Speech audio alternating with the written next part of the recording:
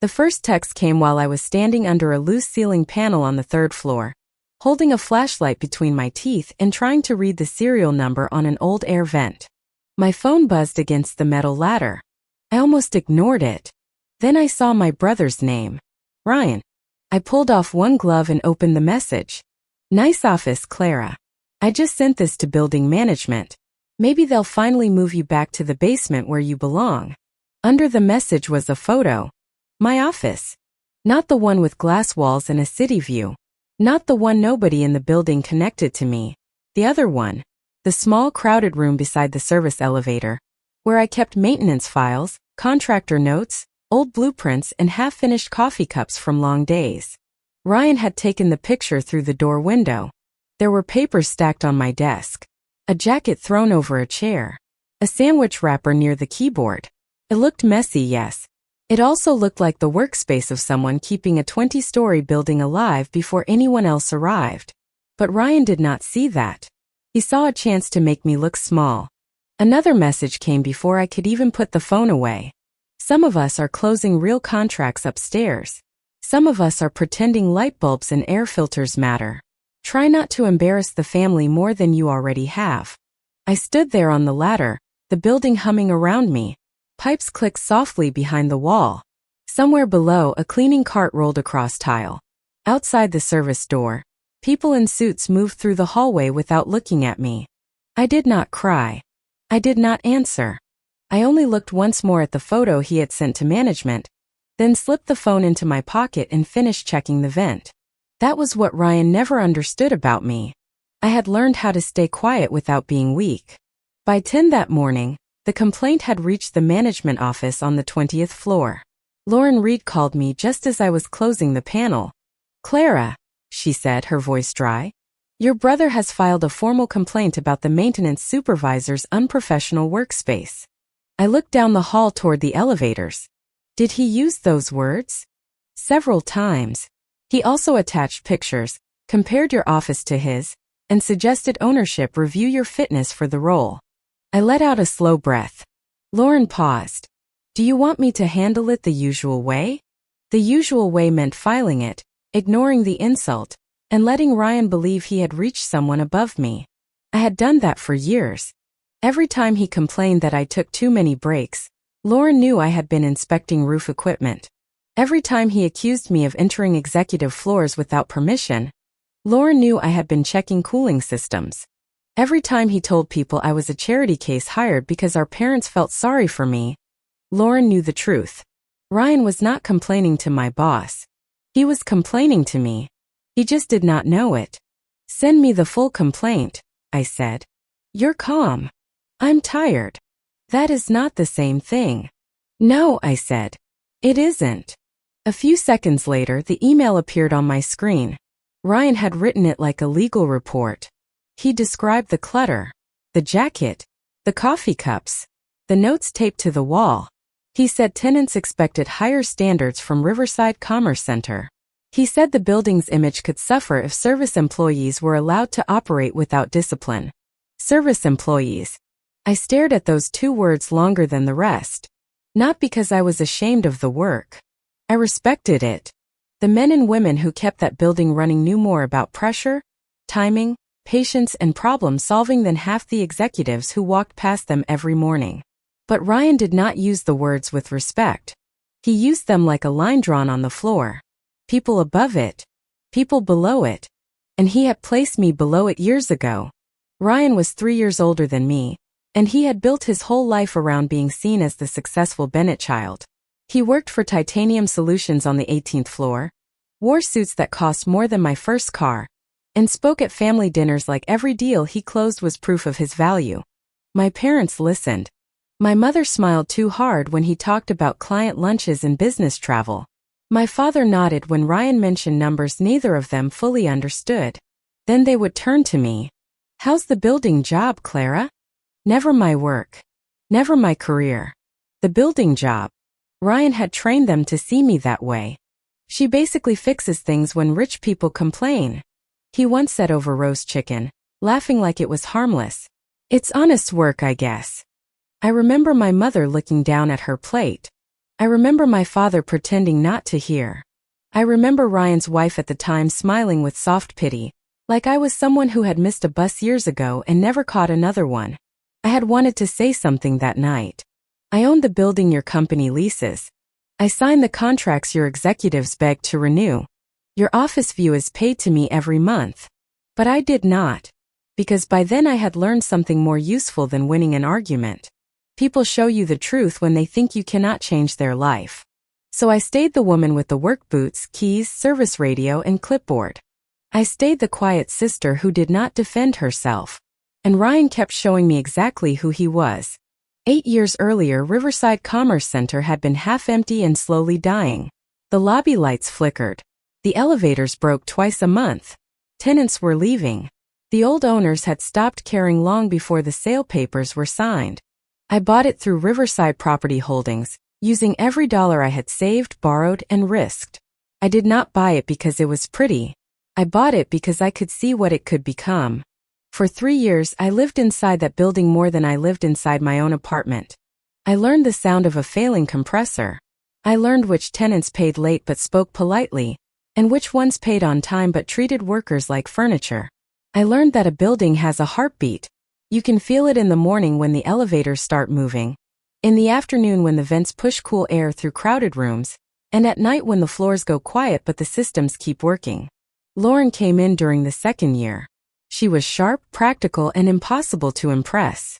I hired her to manage tenant relations because she could read a contract and a person with the same cold accuracy. "You want to stay invisible?" she asked me after our first month.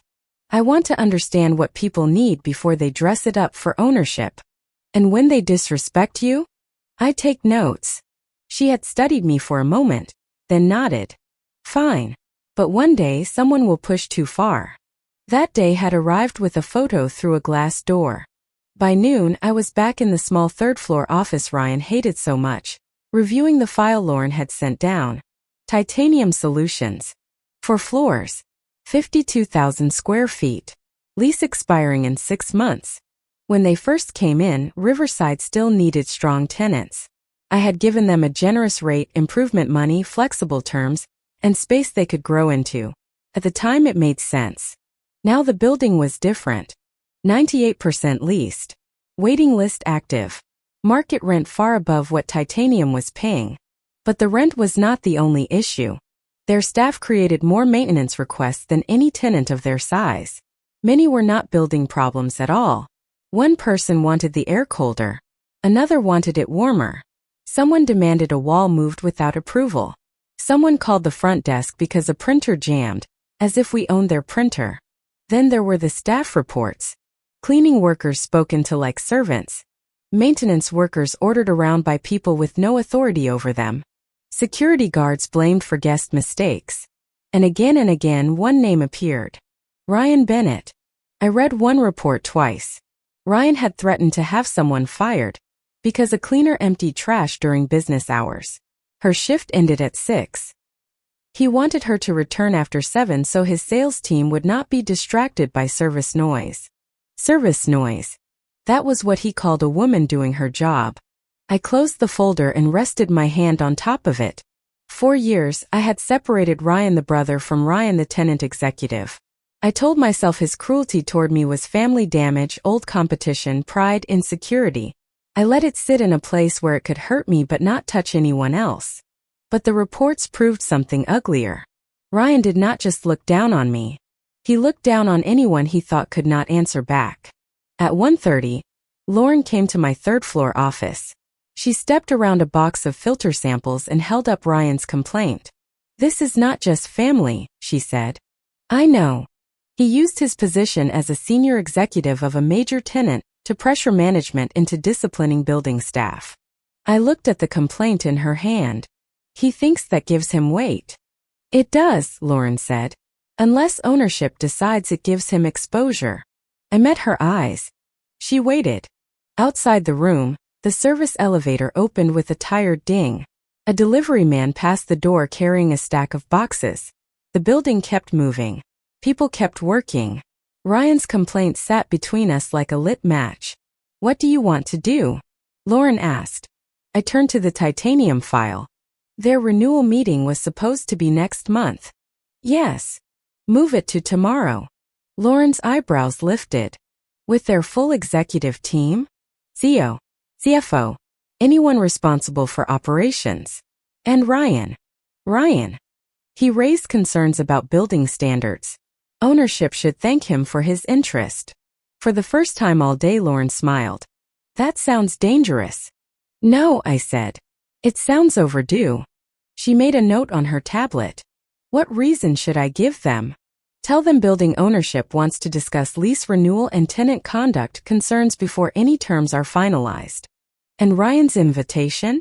Say ownership specifically requested him because of his recent written communication. Lauren's smile faded into something more serious. Clara, once you walk into that room, you can't undo it. I know. Your family will find out eventually. Maybe. And Ryan. I looked at the photo he had taken of my office. He had not just wanted me corrected. He had wanted me shamed. Ryan already decided who I was, I said. Tomorrow he can meet who I became. That evening I went home late. My apartment was quiet except for the low buzz of the refrigerator and rain tapping against the window. I left the lights off for a while and stood in the dark, looking at the city. Somewhere across those streets, Ryan was probably having dinner in a bright restaurant, telling someone about the Meridian account he had closed that week. He had texted me about it earlier, of course. He always sent little reminders of his success like receipts. Landed a major account today. Try not to break the elevator celebrating. I had not answered that one either. My phone buzzed again near 9. Management respond yet? Or are they still figuring out how to fire you without making it awkward for mom? I sat at my kitchen table and read the message twice. Then I opened the lease renewal draft. The numbers were clean. Market rate increase. Stricter payment terms. Written approval required for any physical modifications. A conduct clause protecting building employees from threats, harassment, and disrespect. First violation, formal warning. Second, financial penalty. Third, termination rights. It was not revenge. It was policy. The kind that should have existed from the beginning. I worked until almost midnight, checking every clause, every report, every date. I did not want anger in that room. Anger makes people easy to dismiss. I wanted facts. Calm facts. The kind that sit on a table and do not move. Before I went to bed, I opened one old photo on my phone. Ryan and me as kids standing in front of our parents' old house. He had one arm around my shoulder. I was missing a front tooth. He was smiling like he was proud to be my brother. I wondered when pride had turned into performance. I wondered when family became a scoreboard. Then I turned the phone face down and went to sleep. The next morning I did not wear work boots. I chose a charcoal suit, simple earrings, and pulled my hair back. Not because I needed the room to respect me, because I wanted Ryan to understand before I said a word that he had only ever seen the version of me I allowed him to see. At 11 I walked through the lobby. The security guard, Marcus, looked up from the desk. Big meeting today, Ms. Bennett? He was one of the few who knew. Big enough. He nodded once. Good. That was all he said. But his voice carried something that made my throat tighten. People notice when someone stands up for them, even before it happens. Upstairs, Lauren had prepared the 20th floor conference room. Folders were placed neatly at each chair. A screen showed the Riverside Commerce Center logo. The blinds were half open, letting gray light fall across the long table. At 1:45, Lauren's phone buzzed. They're here, she said. I stood near the side door out of sight. Ryan. He came with them. Her mouth curved slightly. He asked why he had to attend a lease meeting. I told him ownership requested him personally because of his complaint. And he stopped smiling. Through the glass wall I could see them entering. Rebecca Lane, the CFO, already opening a folder. 2 other executives. And Ryan. My brother's suit was perfect. His hair was perfect. His expression was not. He looked around the room, then leaned toward Lauren. I could not hear his words, but I knew the shape of them. Why am I here? Lauren only gestured toward a chair. Ryan sat. For a moment I watched him through the glass. This was the same man who had photographed my messy office like evidence of failure. The same brother who had laughed while our parents learned to lower their expectations of me. The same tenant executive who thought workers should disappear when important people entered a room. He checked his phone. Maybe he was texting someone. Maybe he was warning himself. At exactly 2 o'clock, Lauren opened the side door and looked at me. "They're ready." I picked up the lease folder. The one with Ryan's complaint clipped beneath the renewal terms. Then I walked into the conference room and took the owner's chair at the head of the table. Ryan looked up. "Clara." Ryan said my name like it had become a problem he could not solve. I placed the folder on the table, pulled out the chair and sat down. James Whitmore looked from me to Lauren, then back again. Rebecca Lane stopped turning pages in her folder. The other executives went still. Ryan gave a nervous laugh. "I'm sorry," he said, but his voice was too sharp. "There must be some mistake. My sister works maintenance here." I folded my hands on the table. "Good afternoon. I'm Clara Bennett, owner of Riverside Commerce Center and principal of Riverside Property Holdings. Thank you for coming in on short notice." The room went so silent I could hear the soft buzz of the lights above us. James blinked once. "You own this building?" "For 8 years," I said. "Lauren manages daily tenant relations for me. I stay involved in building systems, tenant operations, and long-term property decisions." Rebecca slowly closed the folder in front of her. Ryan stared at me like I had stepped out of someone else's life wearing my own face. "That's not possible," he whispered. I did not look at him. "Not yet."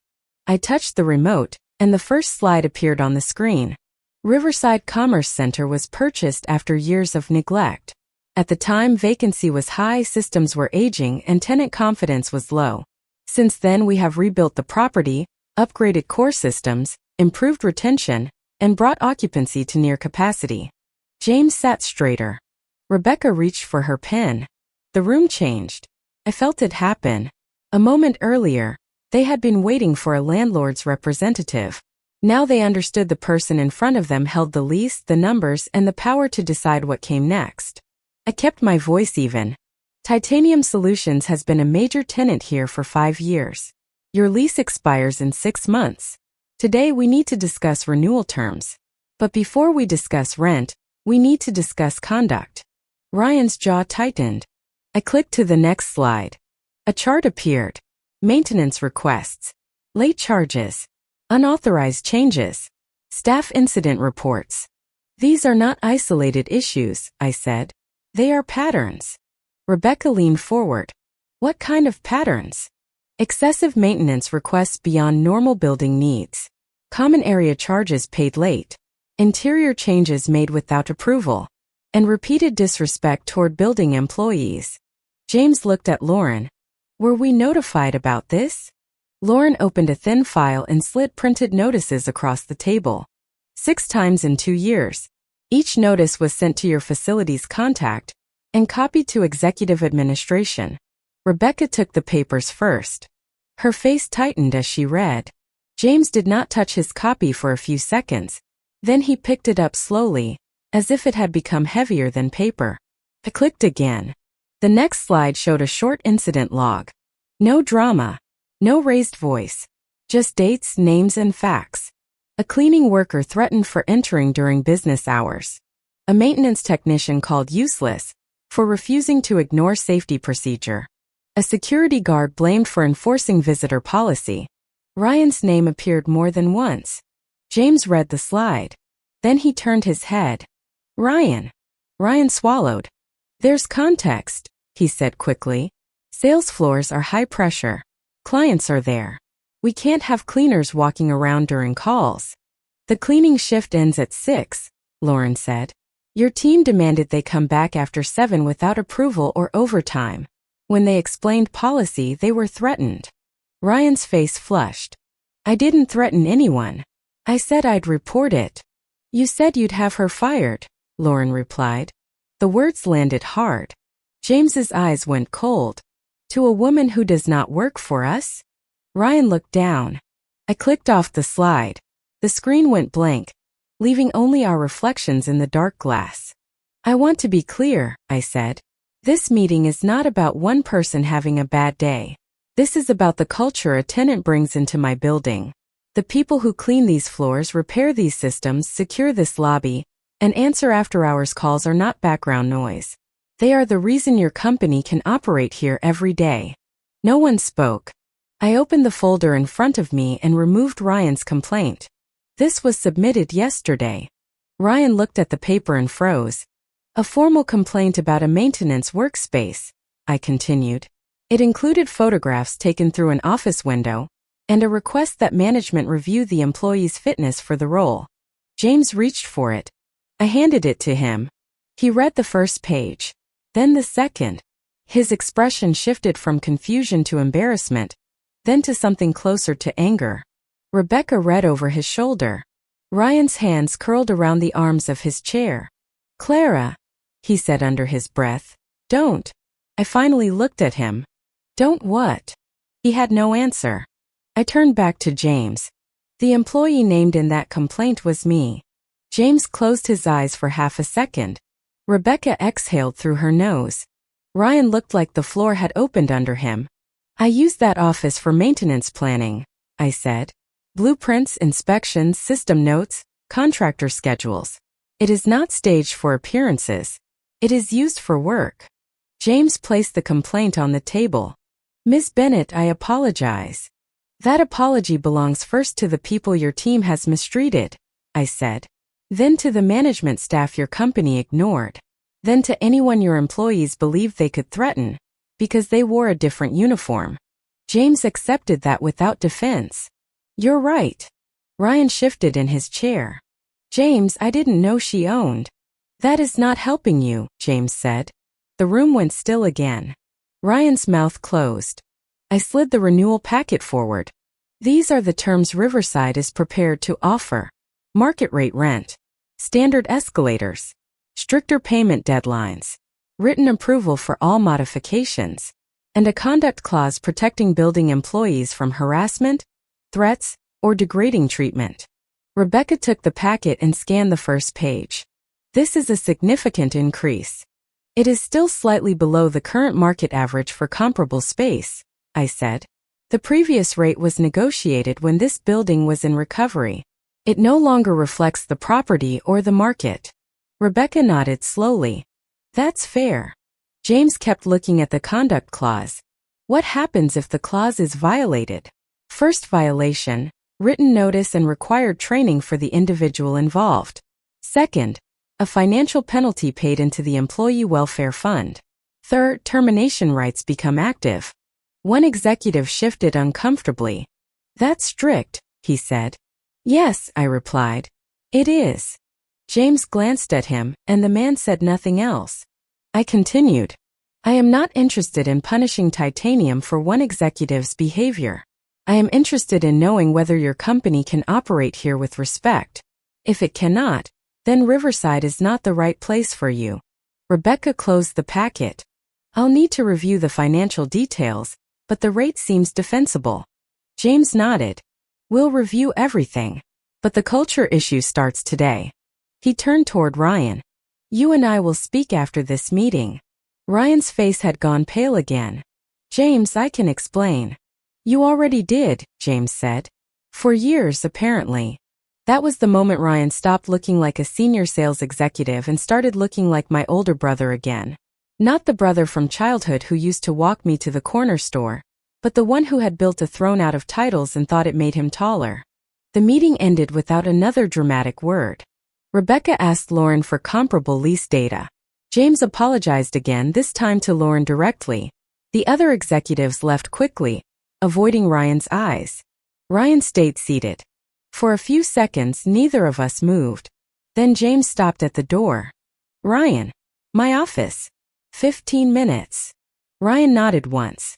When the room emptied, Lauren gathered her papers. That went clean, she said. Clean doesn't mean painless. No, she said. But it means necessary. She left me alone in the conference room. Ryan was still staring at the table. You should go, I said. He looked up. You own the building? Yes. All this time? Yes. His voice cracked slightly. And you let me talk to you like that? I didn't let you, I said. You chose to. He flinched. I didn't know. That was the test you failed. His eyes hardened for one brief second, the old pride trying to save him. So this was a trap? No, Ryan. The complaint was yours. The reports were yours. The way you treated people was yours. I only put the truth in a room where it could not be ignored. He looked toward the glass wall, where the city stretched behind us. I have to meet James. Yes. He stood slowly. At the door he turned back. Mom and Dad know? No. His face twisted with shame, fear, or both. Are you going to tell them? I haven't decided. That answer hurt him more than yes. He left without another word. For the next several weeks the building felt different. Not louder. Not quieter. Just aware. Titanium Solutions signed the new conduct policy before they signed the lease. James sent a company-wide message about respect for service workers, but he did more than write pretty words. He made managers attend training. He required facilities requests to go through proper channels. He met with Lauren and apologized for ignoring earlier notices. Rebecca fixed the payment delays within one billing cycle. The unauthorized changes stopped. And Ryan paid for what he had built. He was not fired. James was smarter than that. Firing him would have made him a villain for 1 week, then let him move on untouched. Instead, Ryan was placed on a performance plan tied not only to sales, but to leadership conduct. His bonus was cut. His promotion was frozen. He had to apologize in person to the cleaning worker he had threatened. Lauren told me about that one. He looked like he wanted the floor to swallow him, she said. Did he mean it? She thought for a moment. I think he wanted to mean it. That was not enough. But it was more than before. At home my parents began calling more often. Ryan had told them something, though clearly not everything. My mother's voice was careful. Clara, honey. Ryan said there was some misunderstanding at work. I was standing in my kitchen with a stack of lease summaries on the counter. What kind of misunderstanding? Well, about your position at the building. I looked out the window. There was no misunderstanding. Ryan assumed. You both let him. Silence. My mother breathed in softly. Do you own it? Yes. The whole building? Yes. Another silence. Longer this time. Oh, Clara. I could hear tears rising in her voice, but I did not rush to comfort her. For years, I had been the daughter they spoke about gently, as if my life were something they had learned to accept. Ryan had been the son they bragged about, the one with the view, the one with the title. They had not asked enough questions. They had believed the louder child. My father came on the line. Why didn't you tell us? The question was simple. The answer was not. Because I wanted to know if you were proud of me when you thought there was nothing impressive to be proud of. No one spoke. Then my father said very quietly, I'm sorry. I closed my eyes. It was not a perfect apology. It did not erase dinners where they let Ryan laugh. It did not remove the years of lowered voices and soft disappointment. But it was the first honest thing he had said about it. I'm not asking you to fix the past tonight, I said. Just don't pretend you didn't help build it. My mother cried then. I let her. Some truths need room before they can become healing. 3 months after the meeting, Ryan asked to see me. Not at his office. Not at our parents' house. At Riverside. I told security to let him up after hours. At 7, he stepped into my 20th floor office for the first time. He stopped just inside the door. The city lights spread behind my desk. Shelves held building models, framed permits, old keys from renovated floors, and a black and white photo of Riverside from the year I bought it. The carpet was clean. The files were straight. The room looked like what Ryan had always respected. Power with a polished surface. He took it in slowly. So this is your real office? One of them. And the third floor one? That's real too. He nodded almost to himself.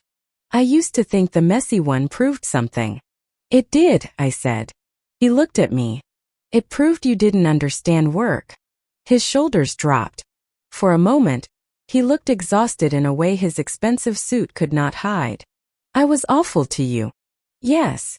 And to other people. Yes. He sat down without being asked, then seemed to realize it and started to rise. It's fine, I said. He stayed seated. James kept me, he said. Barely. My numbers saved me, but not the way I thought they would. He told me a person who brings money while damaging everyone around him is still a liability. James is right. I know. He rubbed his hands together. I apologized to Maribel, the cleaner. I thought she'd just nod and move on. She didn't. She told me she had gone home that day and cried in her car because she thought she might lose her job. His voice broke on the last word. I didn't even remember her name, Clara. I said nothing. She remembered mine. That was the first time I believed something inside him had actually cracked. Not his pride. Something deeper. He looked at me with wet eyes. I'm sorry. Not because you own the building. Not because I embarrass myself. I mean, I am sorry for that too. But I'm sorry because I liked feeling above people. I liked thinking my job made me better.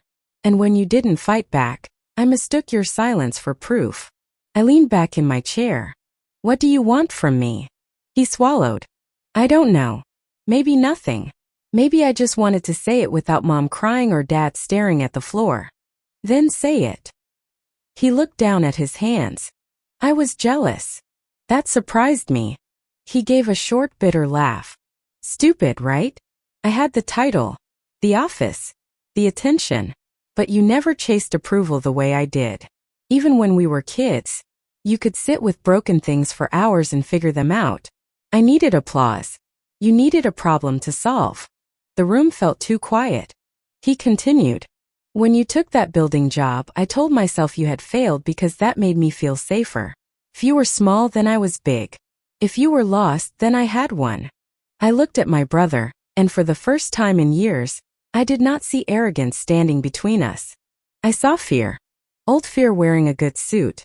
That doesn't excuse what you did, I said. I know. I won't pretend it didn't hurt. I know. And I won't protect you from consequences. He nodded. I'm not asking you to. I opened the drawer and took out a small brass key. It was old, worn, and heavy. It had belonged to the first mechanical room I renovated after buying Riverside. I placed it on the desk between us. Ryan looked at it. What's that? A reminder. Of what? That everything important in this building runs behind doors most people never notice. His face softened. I'd like to learn. I studied him. The business.